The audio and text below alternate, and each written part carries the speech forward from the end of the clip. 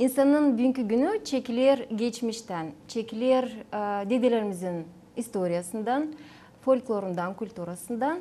O niye varmıştı bizim günlerimizden? Var insanlar anıları adarlar kendi zahmetini. O işleri anılarını dedelerimiz yaşatmışlar, bugünkü güne yetiştirmişler. Hem de o işler anıları bugünkü günde büyük zenginlik oluyorlar. Folklor onların birisi. Folklorda dedelerimizin derin fikirleri, atasözleri, bilmeceler, cümbüşler, çöküşler. Var insanlar anıları severler. Geçmişi araştırmada, bugünkü güne yetiştirme, açıklama onları ne saklı kalmış. Var Türkiye vatandaşı angısı bugünkü günde bulunur Gagauzya'da. Doktor, doçent, müzik bilimcisi bizimle bu sabahı çeketiyor. Resul Bay, sizi selamlıyorum. Sabah hayır olsun. Sabah hayır olsun. Hoş geldiniz programımıza. Hoş bulduk. Bilirsiniz, maçan aşırıdan gelir misafirler. Siz varınca söylemeye artık Gagauzya'nın bir payısınız çünkü yaşaysınız burada hem de türlü çalışmaları da götürüyorsunuz. Sevindirir hani gelirsiniz de açıklamalar yapıyorsunuz. O işinize hangisini siz götürüyorsunuz. Kendi devletinizden buradan bize de dimpalı hani Gagauzların da çoğu uğurlarını araştırıyorsunuz. Geldiniz bu sıra güzel bir müzik enstrümanından ona da yetişeceğiz. O da nasıl adlanıyor? Müzik enstrümanı. Önce müzik enstrüman adını söyleyeyim mi? Adını. Şimdi genelde saz diye isimlendiriliyor ama aslında enstrümanımızın adı bağlama. Bağlamam. Onda da oynayacağınız programda. Evet, evet. Biliyorum ben güzel sesiniz var, türküler de çalıyorsunuz. Biraz kendiniz için anladasınız, tanıdasınız. Gagauzya'da neler yapıyorsunuz? Türkiye'de hangi uğurda zanatlanırsınız? Öncelikle bu güzel davet için sizlere çok teşekkür ediyorum. GRT Televizyonu'nun Gagauz kültürünün sürekliliğinde, devamlılığında çok önemli bir yeri var. Umarım daha güzel günlerde daha gelişmiş, daha büyük programlarla Gagauz kültürünü tanıtmaya devam edersiniz diye düşünüyorum. Ben Türkiye'de Niğde Ömer Halis Demir Üniversitesi Türk Musikisi Devlet Konservatuvarı'nda doçent doktor olarak görev yapıyorum. Müzikoloğum, müzik bilimi araştırmaları yapıyorum.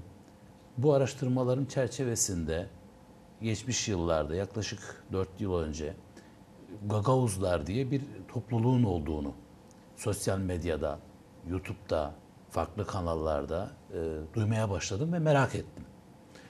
Bu merakımla şunu keşfettim. Bir de baktım ki bizim konuştuğumuz dilin aynısını konuşuyor Gagauzlar. Bu bağlamda şuna karar verdim. Biraz yaklaşık 1-1,5 yıllık bir ön hazırlık, ön çalışma, araştırma aşamasıyla Gagauz halk müziklerinin nasıl olduğunu, bunları nasıl keşfedebileceğimizi merak ettim. Bu çerçevede Türkiye'de önemli çalışmalara imza atan TÜBİTAK kurumumuz vardır bizim. TÜBİTAK'ın Postdoc doktora programı çerçevesinde 22-19 projeleri vardır. Bu proje için başvuru yaptım ve bu projede kabul edildi. Yaklaşık değil, bu hafta itibariyle tam 6 aydan bu yana Gagauzya'da yaşıyorum. Geldim, Komrat'a yerleştim. Sağ olsun Gagauzlar beni bağrına bastı. Çok misafirperver davrandılar. 6 aydan bu yana Gagauzya'daki bütün köyleri hepsini gezerek Gagauz halk türkülerini kayıt altına aldım. Kiminle buluştunuz? Kiminle buluştunuz? Bu bağlamda tabii ki Gagauz Devleti'nin Gagauz Özerk Cumhuriyeti'nin çok büyük katkıları oldu. Özellikle Kültür Bakanlığımız Mayna Hanım ve Bilim Araştırma Merkezi İrin Hanım'ın önemli katkıları oldu. Halkla buluşmamı, köylerdeki türküyle iç içe olan, türküleri sesleyen babuşkalarla özellikle ya da türküyü sesleyen Gagauz halkıyla buluşmam konusunda çok ön ayak oldular, yardımcı oldular. Köylerde gerek dom kültürlerde, gerek babuşkaların evlerine giderek her köyde türküyü sesleyen kişilerle buluştuk, görüştük. Görüşmeler esnasında hem ses kayıtları yaptık hem görüntü kayıtları aldık ve yavaş yavaş bunları değerlendirip notaya almaya başladım.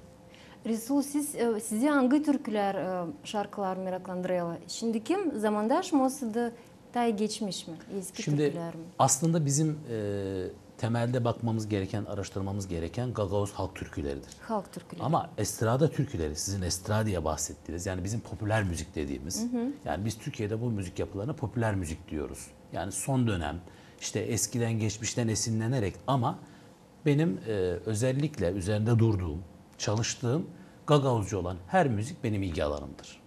Yani benim ilgilenmem, benim araştırmam için bir müzik yapısının Gagavuzcu olması şu an burada yeterliydi. Tabii bunları farklı çerçevelerde ele alıyoruz. Yani halk türkülerini kırsalda, yani köylerde söylenen halk türkülerini farklı bir yerde araştırıyoruz. Estrada türkülerini farklı bir noktada araştırıyoruz ve bunları karşılaştırmalar yapıyoruz.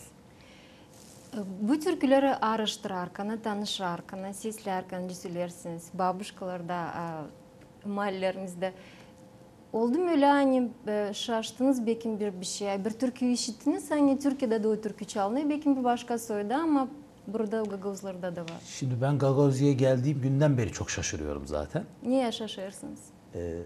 Çünkü Anadolu'daki kültürün aynısı burada devam ediyor. Yani ben diğer Türk devletlerini de gezdim. İşte Kazakistan, Azerbaycan, işte Özbekistan'dan dostlarımız, arkadaşlarımız var. Bu bölgenin ya da Gagavuz Türklerinin dil yapısının, özellikle de müzikal yapının, yani babuşkaların söylediği türkülerin bizim türkülerimize bu kadar benzemesi beni zaten çok şaşırttı. Bilhassa özellikle diyorum, güneye doğru gidildikçe, işte Volkaneş, Kıpçak, daha aşağılarda işte Etülya, Tülülü, bu bölgelerdeki türküler, özellikle babuşkaların söylediği türküler bizim Anadolu'da söylenen türkülerimize son derece büyük benzerlikler gösteriyor, makamsal özellikler gösteriyor. Yani bir anlamda keşfetmeyi umduğumuz, bulmayı beklediğimiz ezgileri bulmuş gibiyiz. Pop müzik ince estrada söylersiniz. Estrada müzikleri de inceledim. Yani dinliyorum geldiğim günden beri. Bir de şöyle bir durum var zaten. Buraya geldiğim zaman sadece köylere gidip babuşkalarla görüşmedim. 6 aydan bu yana yapılan bütün festivallere katılmaya çalıştım. Hepsini gözlemledim. Onlarda video kayıtları yaptım. İşte o festivallerde, bilhassa festivallerde estrada türküler daha yoğun çalınıyor. Çünkü doğal olarak gençlere hitap etmesi isteniliyor. Gençlerin bunu birazcık daha sevmesi, ilgi göstermesi bekleniyor. Estrada türküleri tabii dinleyerek, duyarak, bir de burada dostluklarımız da oldu. Mesela örneğin sağ olsun Peter Petković, yani işlerinden bir tanesidir, değerli bir arkadaşımızdır. Onunla işte sohbetlerde, onun müziklerini dinleyerek, diğer müzik yapan, estrada türkü söyleyen diğer müzisyen arkadaşlarla da iletişimimiz oldu, görüştük. Hepsinden farklı farklı, yani bir gökkuşağı misali farklı renklerde müzikleri bünyemize aldık, dinledik. Dayanamcam sistem oynasın, sen de çalasınız Türklerin birisinden. Olur. Türkiye türküsünün o da Gagavuzyam. Bir tane Türkiye'den çalayım. Biraz sonra sohbetten sonra bir tane de Gagavuzya'dan yapalım. Olsun, buyurun. Birer tane olsun. Türkiye'den de yine aslında birazcık daha size yakın bir ezgi tercih ettim. Yani Trakya yöresinde çalınan Göçmen Kızı vardır. Onu tercih ettim. Onu sesleyeyim. Ondan sonra da yine... Olsun. Türkiye'de çalacaksınız. Evet. Buyurun.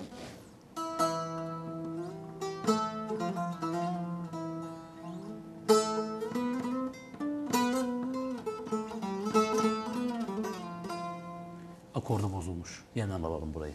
Bu, Olur mu? Olsun tabii ki. Bu normal canlı oynayan enstrümenta böyle işler olur.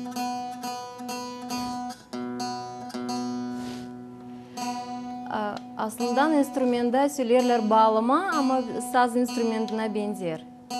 Evet. Şöyle, şu yanlış algı var. Saz bütün enstrümanların adı. Toplam Gitar, enstrüman. piyano, Aha. yani saz. Bu bağlama, hep bağlama bunlar. Yani diğerlerinin adı da. Bunları da biz elimizden geldiği kadar tanıtalım, öğretelim istiyoruz. Siz de vurgularsınız yine. Yani en azından bundan sonra bütün Gagavuzlar bunu gördüğü zaman bu saz bağlama diye demeyi. Değil saz. Değil. Saz bütün enstrümanlar. Sağ olun bir de doğrudunuz. Bundan sonra da bileceğim. Evet. Oldu mu? Evet, hazırım. Başlayalım.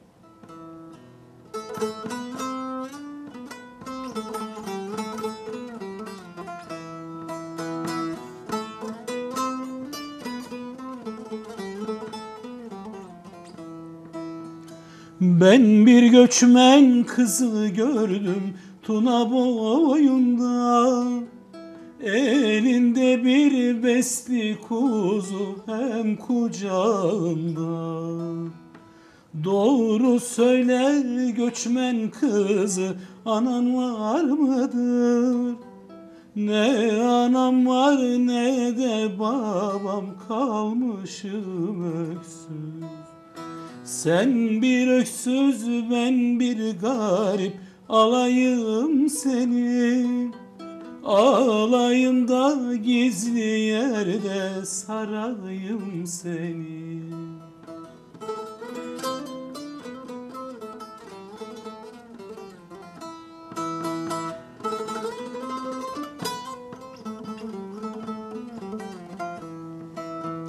Telgrafın tellerinden haber var mıdır?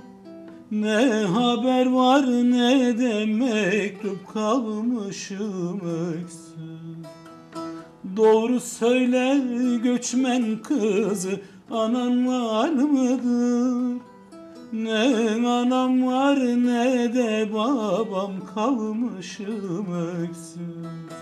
Sen bir öksüz ben bir garip, alayım seni.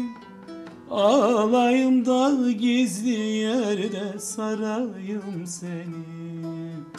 Alayım da gizli yerde sarayım seni. Kısa bir türkü ama manası derin. Evet. Bu halk türküsü mü? Halk türküsü. Türk halk türküsü. Hep geçmişten kalma öyle mi? Tabii ki. Tabii ki.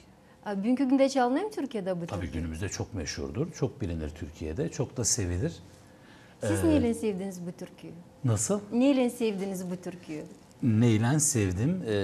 Şöyle aslında biz türküleri dinlerken her biri yüreğimizde farklı bir ateş oluşturur, bir olgu oluşturur. Bu türküde işte bir gencin sevdiğin olan aşkını, sevgisini, ona olan özlemini anlatıyordu. Bu bağlamda bizi etkileyen güzel bir türküydü. Kız da göçmen. Evet, göçmen kızı. Tuna derin boyunda. Tuna boyunda. Görüşmüşler, buluşmuşlar. Evet. Güzel bir historia, güzel bir tarih, Evet. sevgi tarihi. Türkülerimizin yani Gagavuz türküleri de buna dahil. Her birinde farklı bir derin tarih bulunmakta zaten. Büyük bir çoğunluğu yaşanmış olaylar üzerine yakılıyor. Mesela burada alan çalışmamızda köylere gittiğimizde söylenilen türkülerin sözlerine baktığımız zaman her biri farklı şeyleri anlatıyor. İşte açlık yıllarını anlatıyor, göçü anlatıyor, hasreti anlatıyor. Savaşa gidip gelmeyenleri anlatıyor, kaldırmayı anlatıyor. Yani her birinin farklı derin anlamları var. Halizden hani halk türküleri hangileri geçmişten bize bugünkü güne yetiştiler. Onlar biraz garip türküler. Tabii. Sizde bizim... Müzika da ona göre koyulursanız koyurdu. Hem düşünme, hem gücenme, sevinme, hepsi bir arada sansı. Şimdi tabii biz bu farklılıkları yavaş yavaş ben alana çıktıkça keşfetmeye başladım. Garip türküsü çalacağım, sesleyeceğim dediği zaman bir babuşka acaba bu nedir diye hani böyle düşünmeye başladım. Tabii seslemeye başladığı zaman garip türküleri adı üstünde yani yaşanmış ağır olaylara, toplumda büyük izler bırakmış, zor geçen yıllar için söylenen, biz bunlara Anadolu'da uzun hava diyoruz. Tabii garip türkülere biz uzun Anadolu'da hava. Uzun hava diyoruz. Yani belirli bir ritmik yapısı olmayan ve büyük oranda gerçekleşmiş aşk, hüzün, işte ayrılık, hasretlik, evlat özlemi gibi konuları içeren müzik yapısı. Aynısının benzerini Gagavuz Türklerimizde de görüyoruz. Tabii Gagavuz Türklerimiz bunlara garip havası diyor. Hı hı. Oynamak türkülerine de şenlik türküleri diyorlar mesela. Oynamak türküleri diyorlar. Böyle. Doğru. Evvelden daha çok garip türkülermişler. Çünkü insan göçmen yolunu yaparken yetişince kendi topraklarına çok zorluklar geçirmişler, yensemişler. Bunun için de halk da kendi yaşamasına göre türküler kurmuştu. Şimdi daha çok şen havalar diyorlar. Estrada müzikaları biraz zamanda değişti, doğru. Yani insana birazcık daha elini yaşama. Bir de Gagavuz müzikasını söylediniz. Hangisini sevdiniz ya da onlar hepsini elem yok ayırma. Hepsini seversin ama hangisi içinizde oturdu? Çeşmeköy'de derleme yaptığım sırada oradaki halkın söylediği bir türkü çok dikkatimi çekti. Hatta görüşme bittikten sonra, yani derleme kayıtlarını aldıktan sonra Türkiye'den birkaç böyle müzikolog arkadaşıma bu kaydı gönderdim. Ya bakın dinleyin dedim, ne kadar bizim türkülerimize benziyor. Hani sanki Türkiye'de işte Kayseri'de, Sivas'ta, ne bileyim işte Erzurum'da bir türkü dinliyormuşsunuz gibi öyle bir his uyandırıyor insanda dedim. O türküyü sesleyeyim ben size. Olur mu? Buyurun, adı var mı? Yani İlanka diyebiliriz. Öyle bir, sanırım İlanka'ydı. Aha. Yani söylerken ismini söylememişlerdi ama.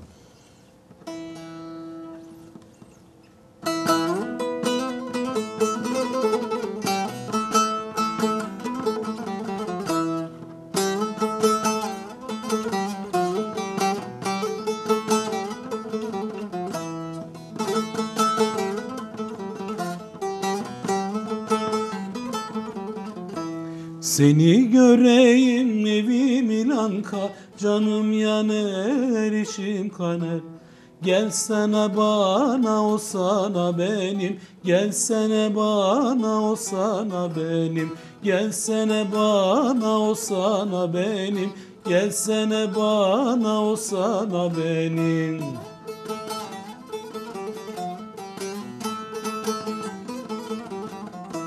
Kara pelikler, beyaz bilezikler, yanımdan geçer canımı yakar.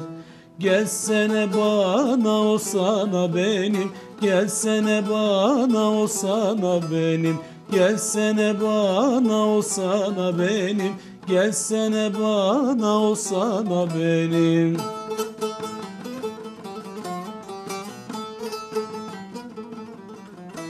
Tarak da senden, saçım da benden, yanak da senden, öpmek de benden. Gelsene bana o sana benim, gelsene bana o sana benim, gelsene bana o sana benim, gelsene bana o sana benim. Sağ olasınız. Umarım dilim dönmüştür, söyleyebilmişimdir. Söylediniz. Sonuçta herkes kendi türküsüne hakimdir. Yani tabii ki Gagavuz halkı bu türküyü çok daha güzel sesliyor. Ben de yapmaya çalıştım. Umarım Olmuş. becerebilmişimdir. Olmuş, becermişsiniz. Halis'den de bu türkü gelsene bana, o sana benim. Öyle mi Evet, söyleniyor? evet. Gagavuzlarda bilinir, türkü çalınır. Hem de Halis'den halk türküsü. Evet. İşte siz Halis'ten derken sanırım anonim, yani çok eski, çok geçmişe dayanan türkülerden demek istiyorsunuz sanırım, değil mi? Aynı, yani çok eski türkü, yıllardır söylenir, uzun zamandır söylenir. Doğru, doğru. Evet. Şimdi tabii ki yapısal olarak farklılıklar var. Öncelikli olarak bizim ilk etapta dikkat ettiğimiz şey bunun Gagavuzca olması. Yani Türkiye Türkçesine yakın olan dilde söylenmesi. Gagavuzca söylenirken tabii yıllar içerisinde şöyle bir değişiklik olmuş. Gerek Romence'den gerek Rusçadan etkilenmeler olmuş. Aralarda birkaç kelime, ufak tefek bazı kelimelerde Rusça ya da Romence kelimeler de karışmış ama özünde sonuçta Gagavuzca söyleniyor. Gagavuzca dille sesleniyor. Bu türkülerin hepsini kayıt altına aldık. Şimdi bir de makamsal, bizim Anadolu'da makam dediğimiz, yani müzikal bazı farklılıklar var. İşte bu araştırmanın bitiminde yavaş yavaş bunları incelemeye başladım. Onları değerlendireceğiz. Ayrıca şu anda Bilim Merkezi ile beraber, sizin Gagavuz Bilim Merkezi ile beraber yaptığımız bir çalışmamız var. Din türkülerini notaya almaya başladım. Çünkü alanda din türküleri de derlemiştik. Sonra Gagavuz Bilim Merkezi'nin kendi elinde bulunan, geçmişte tabii vefat etmiş, yani geçinmiş kişilerin söylediği din türkülerinin kayıtları vardı. Onları da şimdi notaya almaya başladım. Sanırım çok kısa bir süre içerisinde, yaklaşık 2 ay içerisinde bu Gagavuz din türküleri de burada kağıt haline getirilecek. Şu an notaya alıyorum. Onlar üzerinde çalışmalar yapıyoruz. Bilim Merkezi bu anlamda önemli destek veriyor burada. Bunları da ayrıca yazıyoruz. Resul, siz şimdi bu materyalını toplayasınız müzik uğrunda burada Gagavuzya'da. Onu ne yapacaksınız? Niye dökülecek? Nereye götüreceksiniz onları? Türkiye'den buraya gelirken merkezdeki temel amacım, 2 tane amacım vardı. Birinci amacımız, Türkiye'de bir söz kullanırız biz, belki Gagavuzya'da da vardır. Söz uçar, yazı kalır deriz. Yani konuşursunuz ama o unutulur, ama bir kağıda dökülen şey ömür boyu kalır. Doğru. Bu nedenle Gagavuz türkülerini bir an önce alınmış, alınmamış hepsini tek bir kitapta toplayıp notaya almayı hedefledim. Birinci amacım buydu. Tabii bundan önce yapılan bu anlamda çok güzel çalışmalar var. Ama birazcık dağılmış, yani 2 tane türkü başka bir kağıtta, 10 tane türkü başka bir kağıtta. Ben de elimden geldiği kadar toplayabildiğim bütün türkülerin hepsini bir kağıtta olsun. Yani herkes bir anda ulaşabilsin istiyorum. Diğer amacım da şuydu. Gagavuzya ya da Gagavuz Türkleri Anadolu'da, Türkiye'de biraz biliniyor. Özellikle İstanbul bölgesi biliniyor ama Anadolu'nun tamamında bilinmiyor, tanınmıyor. Ya da çok az tanınıyor diyeyim. Gagavuzların, Gagavuz Türklerinin daha iyi tanınması, daha fazla tanınması için bu türküleri. Neden? Çünkü şu vardır. Türküler bizim tanınmamızda, birbirimize bağlanmamızda çok önemli yer tutar. Türkiye'de bu kitabı, yani bu kağıdı Türkiye'de bastırdığımız zaman Türkiye'deki bütün üniversitelere ya da müzikle uğraşan bütün, müzikle ilgilenen bütün her yere bu kağıdı gönderdiğimiz zaman, örneğin biraz önceki Gelsene Bana Olsana Benim. Şimdi bu türkü şu anda Türkiye'de bilinmiyor. Hiç söylenmemiş. Belki de söylenmiş ama çok az söylenmiş. Bu türkü yavaş yavaş Türkiye'de söylenmeye başlayacak. Bu anlamda Türkiye'nin TRT kurumu vardır. Radyo Televizyon Kurumu. Orasıyla farklı bir projeye gireceğiz gittiğim zaman. Orada girmeyi düşünüyoruz. Yani orayla görüşmeler yapacağız. Orada bu türkülerin seslenmesini isteyeceğiz, dile getireceğiz. TRT'de seslendiği zaman ya da Türkiye'nin farklı illerindeki, Türkiye'de her şehirde üniversite var. Her üniversitede neredeyse müzikle ilgili bir okul, bölüm var. Oralarda bunlar seslendiği zaman Gagavuzların tanınması daha geniş alanda olmaya başlayacak. Güzel fikirler, güzel düşünmekler. Aslında Türkiye şarkıcıları, onlar da Gagavuz Türklerini çalıyorlar. Diyeceğiz, turnalar türküsü çalınıyor. Oğlan çalınıyor. Oğlan çalınıyor, evet. Oğlan da çalıyor. Türk dünyasında alemde bu türkü. Herkes onu bilir. Evet. Bu işi de yaparsınız, bu projekte de ilerlersiniz. Yine çok güzel bir şey olacak. Ben bilirim hani siz bu 6 ayın içinde Gagavuzya'da bulunarak dil araştırmaları yaptınız ama saz kurslarını da geçirdiniz. Evet. Kumrat kasabasında. Nasıl bu kurslar, kimin paylananları oldu, hem de neden sorum lazım vardı ki Türk instrumentinde üretmeye Gagavuzlar? Şimdi Türkiye'den buraya gelmeden önce Yunus Emre Enstitüsü ile ve buradaki öğretim üyesi arkadaşlarla sohbet ettik. Burada Türk Dil Edebiyatı Bölüm Başkanı Kürşat Şami Şahin arkadaşımız sağ olsun önemli katkılarda bulundu buraya gelebilmem konusunda ve onunla şu sohbeti yaptık. İşte orada bağlama var mı? Bu arada saz diye biz Türkiye'de bütün enstrümanların adına diyoruz. Şu an benim çaldığım, kullandığımız enstrüman, yani atası kopuz olan enstrümanın adına biz bağlama diyoruz. Kürşat Bey'le burada bağlama var mı? Kullanılıyor mu diye sohbet ettik. O da hiç burada bağlama olmadığını, aslında kendisinde işte Yunus Emre Enstitüsü ya da işte üniversiteye buraya bağlama getirmek istediğini ve burada Gagavuz Türklerine bağlama öğretmek gibi bir hedefi olduğunu söyledi. Bu arada işte YÖKAK Başkanımız Sayın Profesör Doktor Muhsin Kar hocamız var. Onunla bu konuyu sohbet ettik. O da sağ olsun aracı oldu. TİKA ile görüştük ve TİKA buraya 5 tane bağlamanın gelmesini sağladı. 5 bağlama geldi buraya.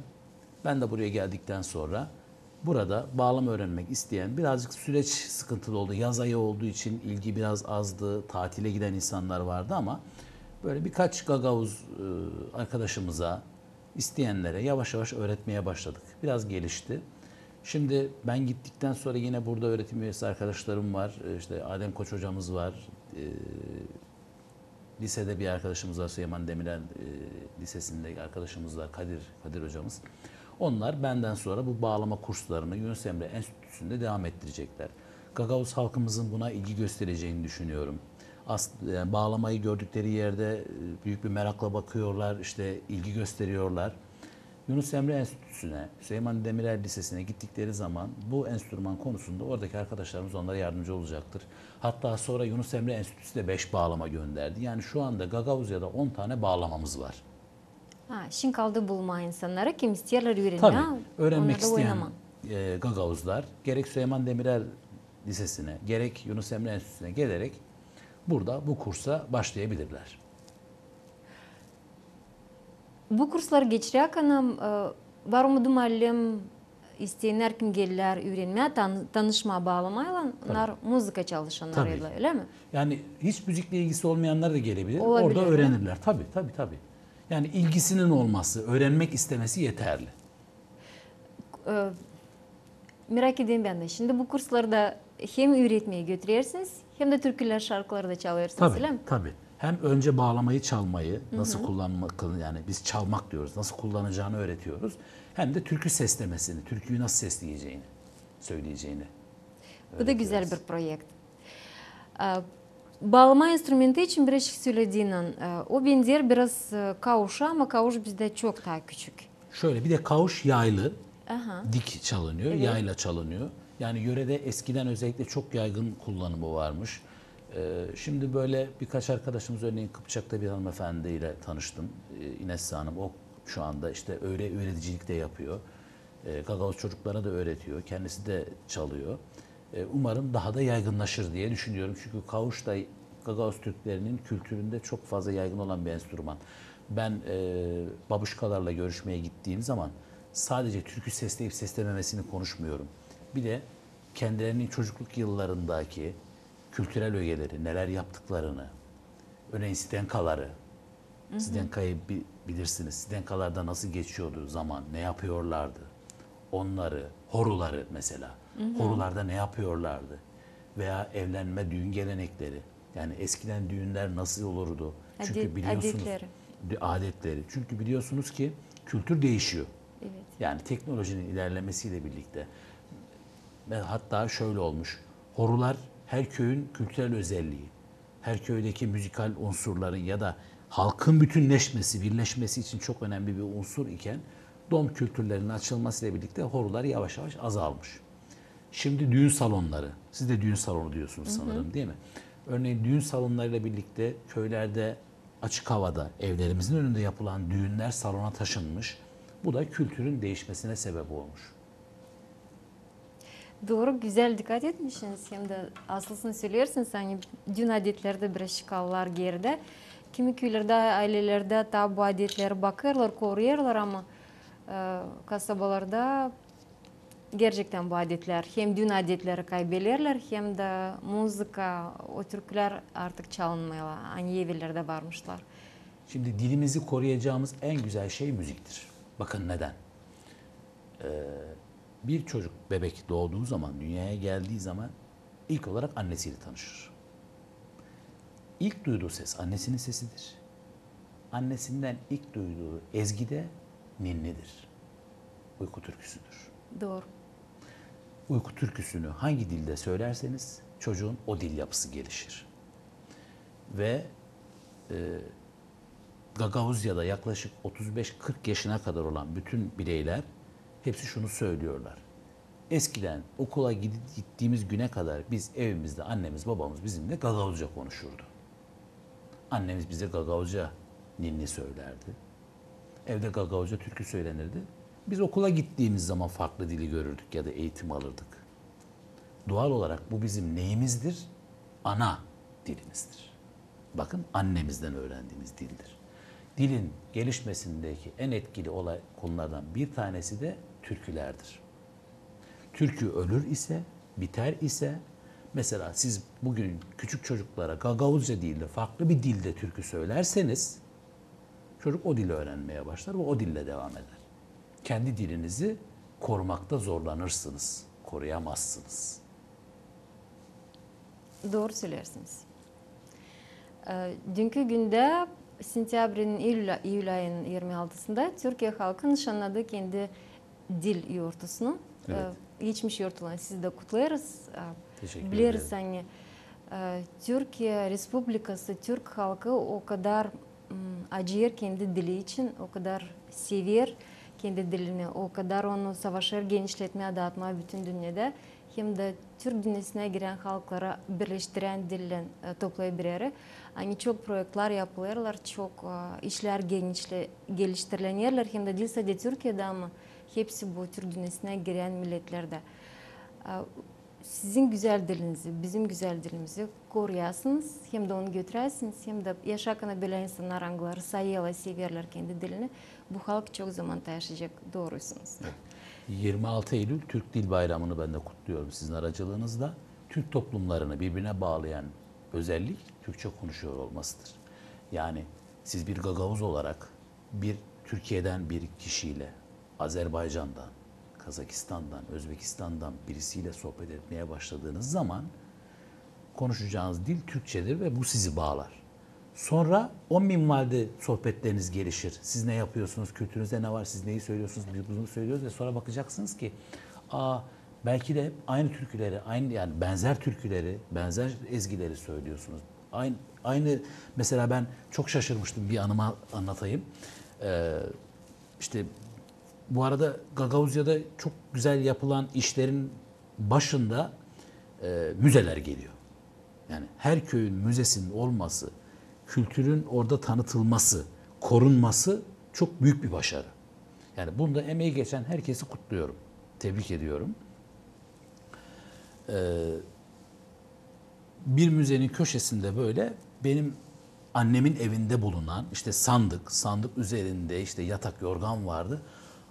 Dedim işte yüklük dedim.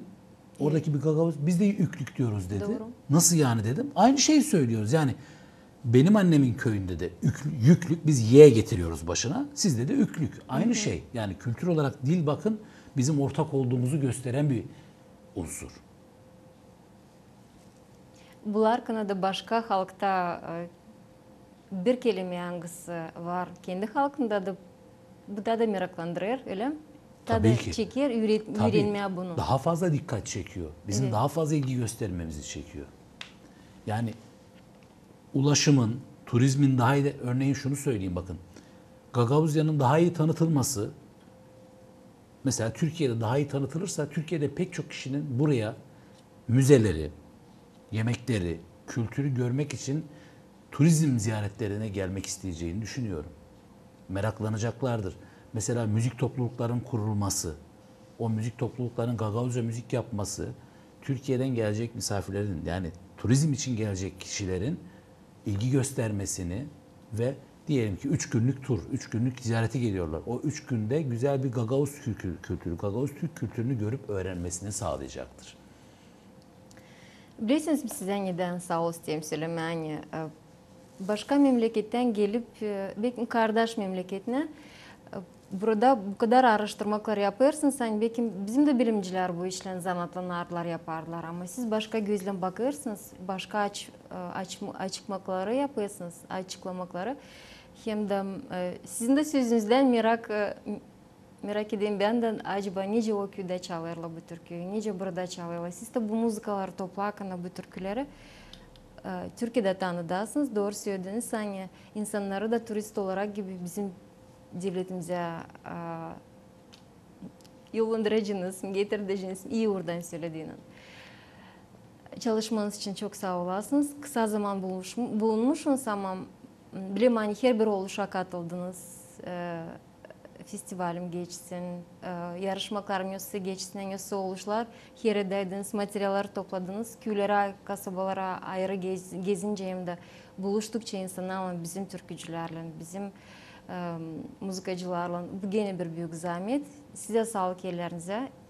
İşe hangisini başladınız, onu da ileri götürersiniz, hem başa çıkarasınız.